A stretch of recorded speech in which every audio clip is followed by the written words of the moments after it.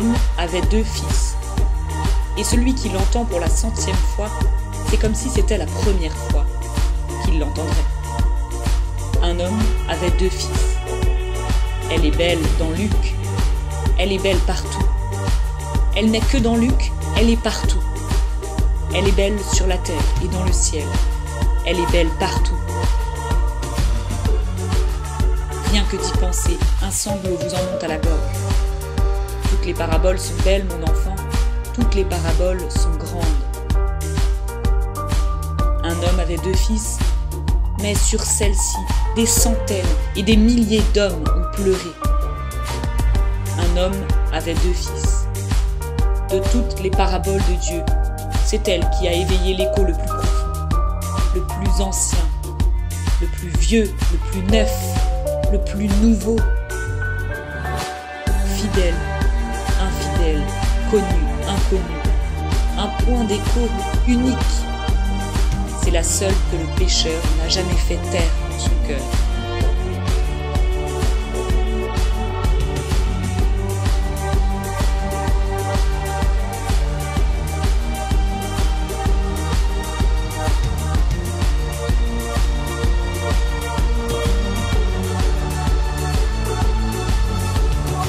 C'est elle qui enseigne que tout n'est pas perdu. Toutes les autres paraboles de Dieu sont pudiques. Elle n'ose point accompagner l'homme dans les hontes du péché. Mais en vérité, celle-ci est une dévergondée.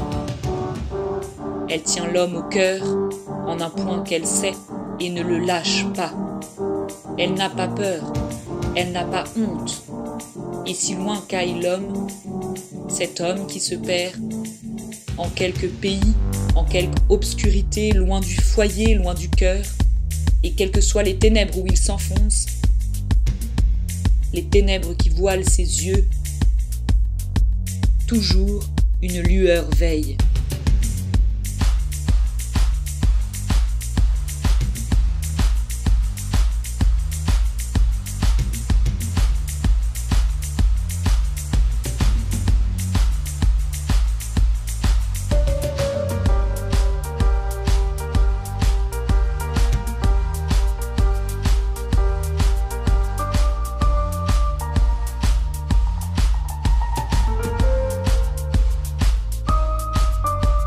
Toutes les paraboles sont belles, mon enfant.